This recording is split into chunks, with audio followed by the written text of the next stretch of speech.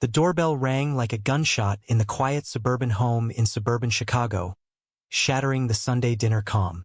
Reed and Ben, the 22-year-old identical twins, stood side by side in the living room, their hearts pounding as their parents, Mark and Lisa, turned from the kitchen with expectant smiles, thinking it was just a neighbor. But when the twins announced, Mom, Dad, we're both gay, the room froze, and in that instant, the family's fragile facade cracked wide open. Mark's face twisted first, shock turning to fury as he slammed his fist on the table, spilling gravy across the white cloth. "What the hell do you mean both?" he bellowed, his voice echoing off the walls lined with family photos from happier times. Lisa gasped, her hand flying to her mouth, tears welling up as she looked between her sons, searching for some sign it was a joke. But Reed, the straight-A student and star athlete, held his ground with a calm resolve, while Ben, the artistic one with a history of rebellion, shifted uneasily, already sensing the storm brewing unevenly. The confrontation escalated quickly. Mark pointed at Ben, his finger like a weapon. I've always known something was off with you. The weird clothes, the skipping school, hanging out with those freaks. But Reed? No, not my Reed. This has to be your influence, Ben. You've corrupted him." Ben recoiled as if slapped, his face paling, while Reed stepped forward, voice steady. "Dad, it's not like that. We've both felt this way for years. It's who we are." But Mark wasn't listening. His rage zeroed in on Ben, the easier target, the one who'd always been the black sheep. Lisa tried to intervene, her voice trembling. "Boys, please, let's talk about this. We love you both."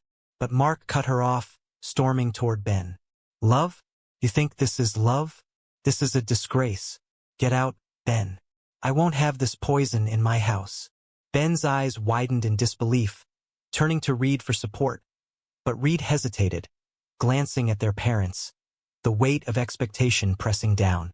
In that moment of silence, Ben felt the first stab of betrayal. His twin, his mirror image, saying nothing as Mark grabbed Ben's arm and shoved him toward the door.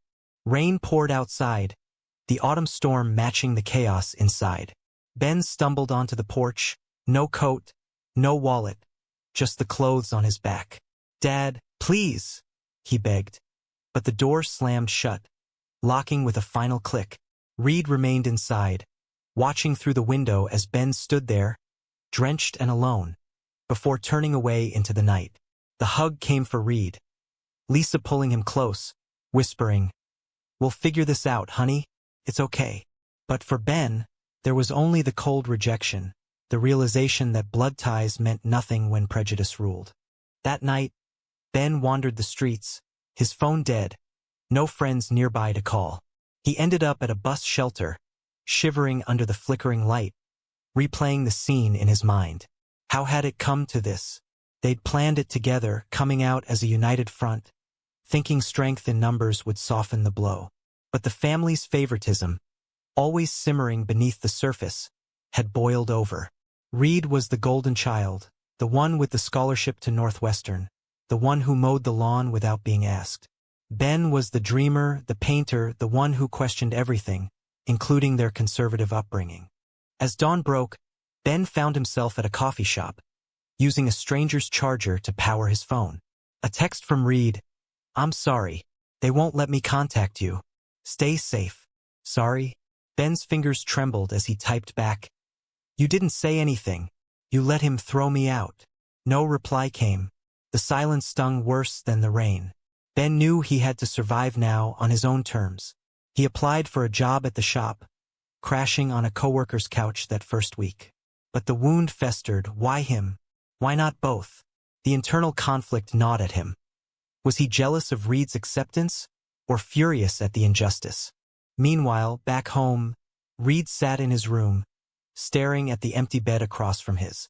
Guilt twisted in his gut like a knife. He'd frozen, terrified of losing everything, the family, the future. Now, with Ben gone, the house felt hollow. Mark acted like nothing happened, clapping Reed on the back at breakfast. "We'll get you help, son. Therapy. Whatever it takes to fix this." Fix this? Reed nodded numbly, but inside, rebellion stirred. He loved Ben, not just as a brother, but in a way that blurred lines, a secret they'd shared in whispers during late-night talks. Coming out had been about honesty, but now it felt like a trap. Days turned to weeks. Ben scraped by, working double shifts, enrolling in community college art classes to channel his pain into canvases splashed with raw emotion. Social prejudice hit hard. Whispers at work, stares on the street when he mentioned his situation. But he found solace in a local LGBT support group, where stories like his were common. One member, Jamie, a kind-eyed guy in his mid-20s, offered friendship that hinted at more. Ben hesitated, the betrayal fresh, but Jamie's understanding eased the isolation. "Family isn't always blood," Jamie said one evening over coffee. Ben nodded, but doubt lingered. Was he ready to trust again? Reed, under house arrest of sorts, attended forced therapy sessions where the counselor, handpicked by Mark, spouted conversion rhetoric disguised as help. "It's a phase influenced by society," the man droned. Reed played along, but secretly messaged Ben from a burner app, apologies laced with excuses. "I have to stay to change their minds from inside." Ben's responses grew colder. "While I'm out here alone." The rift widened, each decision pulling them apart. Reed's choice to comply felt like survival, but at what cost? The family's pressure mounted. Mark threatening to cut off tuition if Reed didn't straighten up. Reed weighed the options. Defy and join Ben in uncertainty, or endure and fight subtly. The first major confrontation came at Thanksgiving. Mark invited extended family, preaching normalcy. Reed, cornered by uncles spouting homophobic jokes, snapped. "What if it was your son?" Silence fell, but Mark pulled him aside, hissing, "Don't you dare embarrass us." That night, Reed sneaked out, meeting Ben at a park bench. They hugged fiercely, tears mixing. "I miss you," Reed whispered. Ben pulled back. "Then why stay?" Reed had no answer, the moral dilemma tearing him. Loyalty to family or to self? As they parted, Ben felt a spark of hope, but Reed returned home, the chains tightening. Winter gripped Chicago, snow blanketing the city like a shroud over buried secrets. Ben's new life hardened him. Days at the coffee shop, nights in a cramped apartment shared with Jamie, who had become more than a friend. Their relationship blossomed quietly, stolen kisses amid art supplies. But Ben's heart remained guarded, shadows of betrayal lingering. "You talk about Reed like he's a ghost," Jamie noted one evening, as Ben sketched a portrait of his twin, eyes haunted. Ben sighed. "He is, in a way. We were everything to each other." Reed, meanwhile, navigated the minefield at home. Lisa's quiet support clashed with Mark's denial, creating a household divided.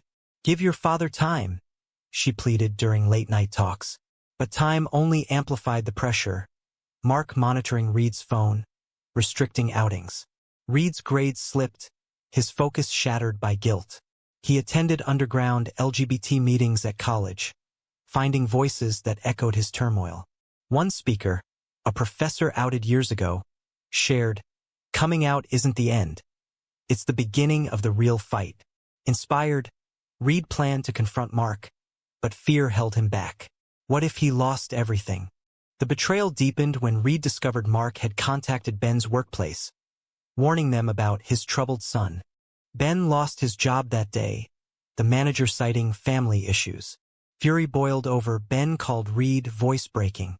"Your dad did this. And you? Nothing." Reed stammered, "I didn't know." But Ben hung up, the line dead like their bond. Jamie comforted him, but Ben pushed away, isolation fueling self-doubt. Was he the problem, as Mark claimed? The social stigma weighed heavy. Friends distancing themselves, landlords hesitant. Ben applied for aid, swallowing pride, each rejection a reminder of his disposability. Reed's internal conflict peaked during a family therapy session Mark insisted on. The therapist, sensing Reed's reluctance, probed, "Do you want to change?" Reed hesitated, then whispered, "No." Mark exploded, storming out. Lisa stayed, hugging Reed. "I love you as you are." But Mark's ultimatum followed, Shape up or ship out. Reed shows défiance, packing a bag secretly. He met Ben at their old high school field, snow crunching underfoot. I'm leaving, Reed said. Ben's eyes narrowed. For real. They talked for hours, rekindling connection, but Ben's hurt surfaced. You let me take the fall. Reed admitted. I was scared. I thought I could fix it. Their reunion was short-lived. Mark tracked Reed's phone, arriving with police, claiming concern for his confused son. The officers, sympathetic to Mark's story, escorted Reed home, leaving Ben alone again. The injustice burned. Why was Reed protected while he was vilified? Ben turned to activism, joining protests against discrimination, channeling pain into purpose. Jamie supported him, their bond strengthening, but Ben's decisions grew reckless, skipping classes, confronting bigots online. One post went viral, exposing his family's hypocrisy, naming Mark's business. Retaliation came swift, threats, harassment. Ben questioned if vengeance was worth the risk. At home, Reed rebelled openly. Ben didn't corrupt me. Your hate did, he told Mark during a heated dinner. Mark's face reddened. You're choosing that deviant over us? Reed stood firm. He's my brother. And more. The admission hung heavy, hints of their deeper feelings, confusing even them. Lisa mediated, but Mark disowned Reed verbally, cutting off funds. Reed moved to a dorm, freedom tasting bittersweet.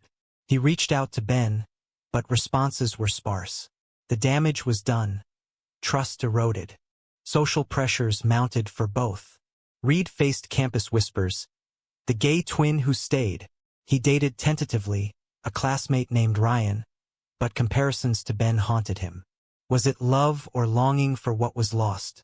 Ben, with Jamie, grappled with commitment, fears of abandonment surfacing. A double-date attempt failed disastrously, Reed and Ryan meeting Ben and Jamie at a cafe. Tensions flared.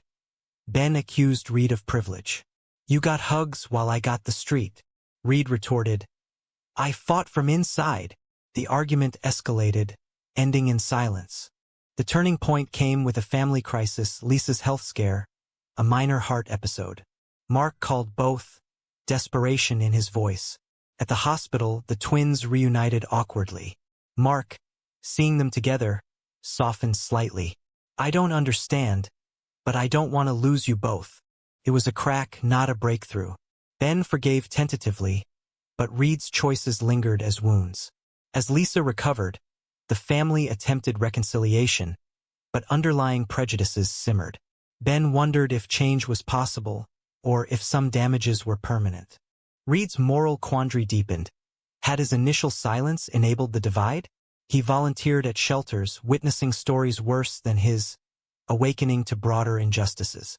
Ben, inspired, pursued art therapy, helping others through expression. Their paths converged at a Pride event, sharing a stage briefly. Applause surrounded them, but private talks revealed scars. We sacrificed our bond for their approval, Ben said. Reed nodded. But maybe we can rebuild. Hope flickered, but the cost of past decisions loomed large. Spring thawed the ice in Chicago, but the chill between the twins persisted. Ben's activism intensified, leading rallies against workplace discrimination after his firing. Media attention followed, a local news story painting him as the resilient outcast. But backlash hit, online trolls doxing threats. Jamie urged caution. You're fighting for us, but don't lose yourself. Ben pushed on, the drive masking inner turmoil. Was this purpose or revenge? The moral ambiguity gnawed. Exposing family secrets had hurt Lisa, guilt creeping in. Reed, now independent, thrived academically but struggled socially. Ryan broke up with him, citing too much baggage. Alone, Reed reflected on his choices, the hesitation that cost Ben everything. He sought therapy independently, unpacking favoritism's roots. Why me over him? He asked the counselor. Perceived perfection, she replied. But perfection is a cage. Enlightened, Reed reached out to Mark, a tense coffee meet. I won't hide who I am. Mark listened, defenses cracking under Lisa's influence. "I'm trying," he admitted. But change was slow, apologies absent. The next confrontation erupted at a family gathering for Lisa's birthday. Ben attended warily, Jamie by his side. Mark tensed at their hand-holding, but held tongue. Conversation flowed uneasily until an aunt probed. "So, Ben, fixed that phase yet?" Ben snapped. "It's not a phase, it's me." Chaos ensued, arguments flying, old prejudices resurfacing. Ruud defended Ben fiercely. "If you can't accept him, you don't accept me." Mark intervened, siding vaguely with the twins, a small victory. But Ben felt manipulated, storming out. "This isn't real change." Outside, Reed followed. "He's trying because of me." Ben left bitterly. "Always about you." The accusation stung, revealing deep-seated resentment. They argued under streetlights, voices rising. "You betrayed me by staying silent," Ben yelled. Reed countered. "I betrayed myself by not leaving sooner." Tears fell, the emotional dam breaking. They hugged, forgiveness tentative, but the damage's price evident in their weary eyes. Jamie waited patiently, a steady anchor for Ben. Social dynamics shifted. Ben's viral story attracted supporters, including a mentor offering art scholarships. But success highlighted inequalities, Reed's privileges intact, Ben starting from scratch. Envy brewed, testing their bond. At a gallery show of Ben's work, Reed attended, praising publicly. Privately, Ben confessed, "Sometimes I hate how easy it was for you."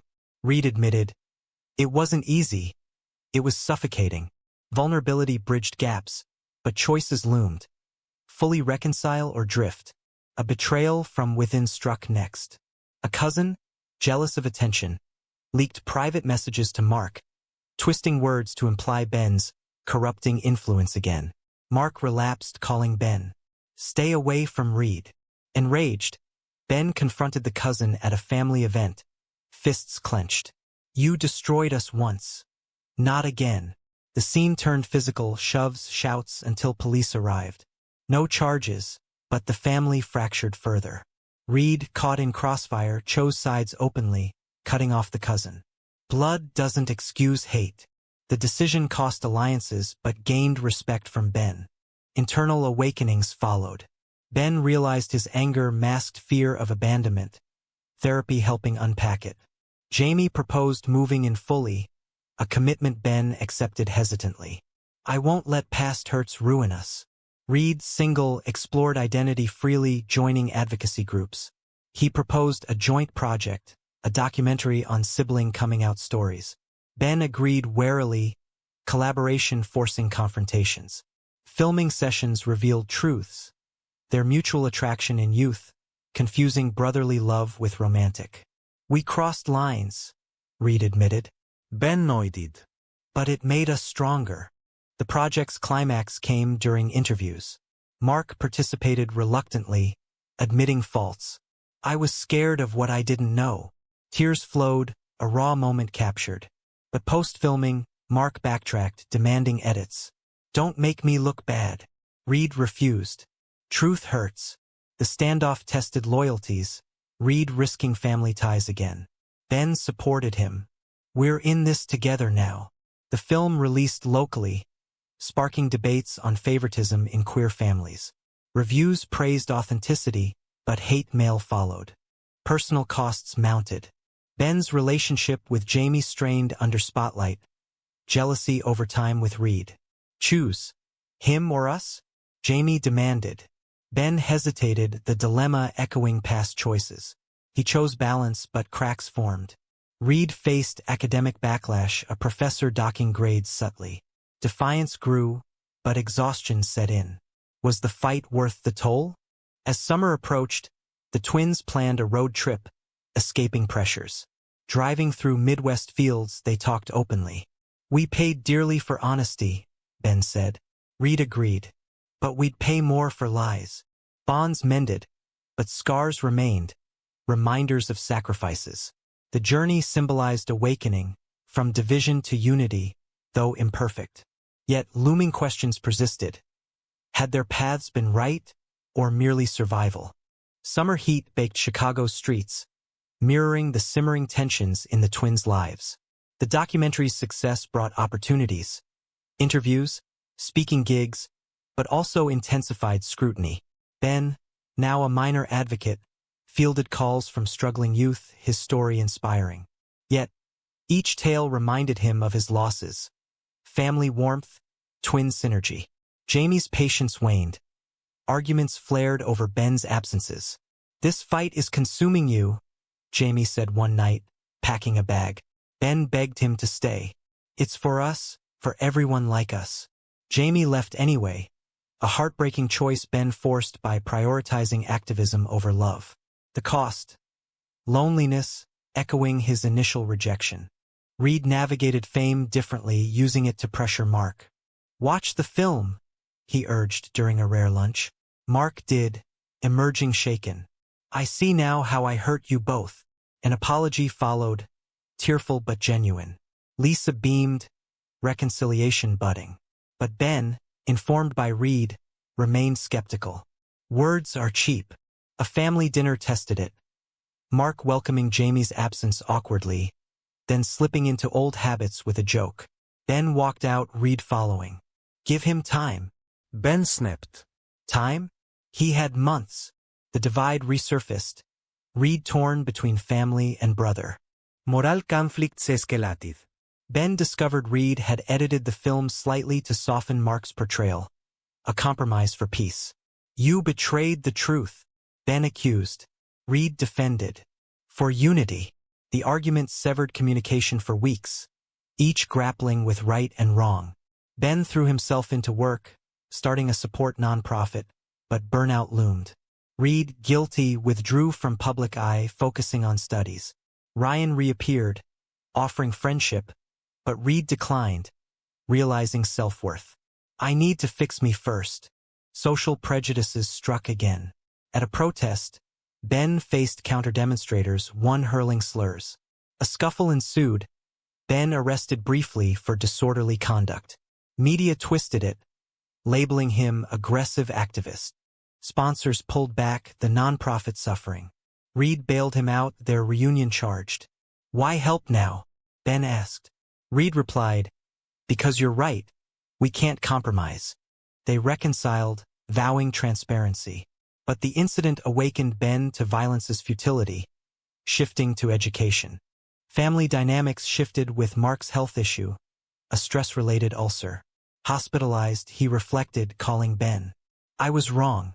Come home." Ben visited cautiously, Jamie by his side again after apologies. The room held tension, but Mark extended a hand. "Forgive an old fool?"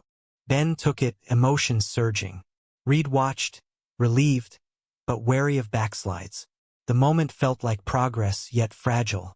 Lisa organized therapy for all, sessions raw with confessions. Mark admitted fears rooted in his upbringing. "I thought toughness meant rejection." The twins shared pains, fostering understanding. But betrayals lingered. A leaked audio from therapy twisted words, courtesy of the same cousin. Public outrage followed, Mark's business suffering boycotts. He blamed Ben initially, old habits dying hard. Reed mediated. "We rise together or fall." Mark conceded, cutting off toxic relatives. The decision strengthened the core family, but at relational costs. Ben's nonprofit rebounded, funded by sympathetic donors. Jamie proposed, Ben accepting, a joyful milestone amid chaos. Internal awakenings deepened. Reed explored dating seriously, meeting Ethan, a steady partner. Comparisons to Ben faded, self-acceptance growing. "I'm not the golden child anymore," he told Ethan. "I'm just me."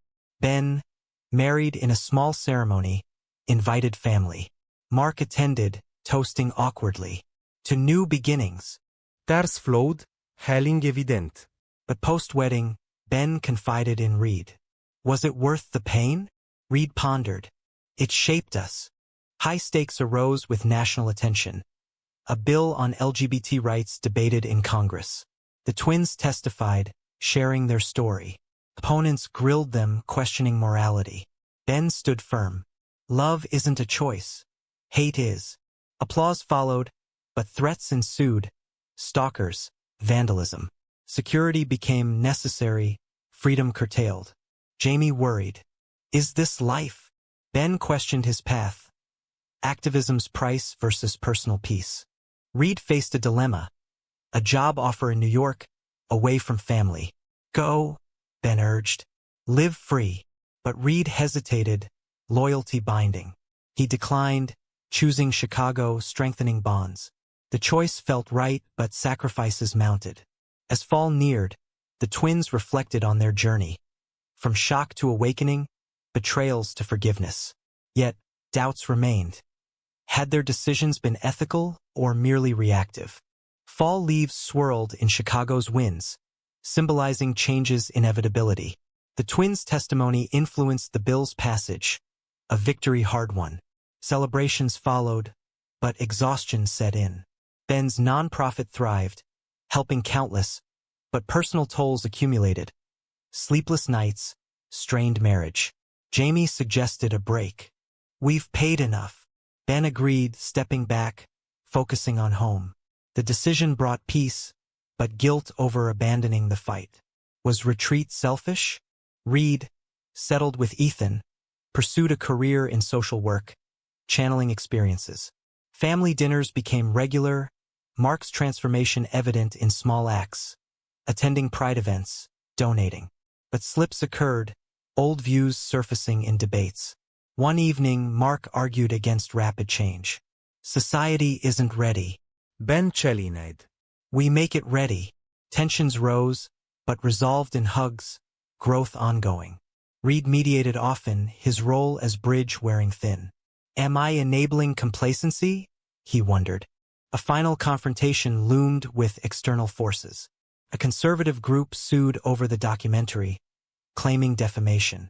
Court battles ensued, draining resources. Mark funded legal fees, a redemptive act. In trial, the twins testified again, reliving pains. The judge ruled in their favor, but the process reopened wounds. Ben broke down post-verdict. Why us? Reed comforted. Because we survived. The ordeal forged unbreakable bonds, but at emotional cost. Awakenings culminated in a book deal, their story in print. Writing forced introspection. Choices dissected, regrets aired. Ben admitted resenting Reed's initial acceptance. Reed confessed cowardice. Publishing exposed vulnerabilities, inviting criticism. Reviews mixed, praised for honesty, slammed for family bashing. Social media debates raged, mirroring their lives. Personal lives stabilized. Ben and Jamie adopted a dog, symbolizing family. Reed and Ethan planned travel, escaping routines. Mark, retired, volunteered at LGBT centers, atonement in action. Lisa thrived, proud of her sons. Yet undercurrents of doubt persisted. At a quiet dinner, Ben asked, "Did we do right by each other?" Reed smiled. "We did our best." The story's arc closed with reflection.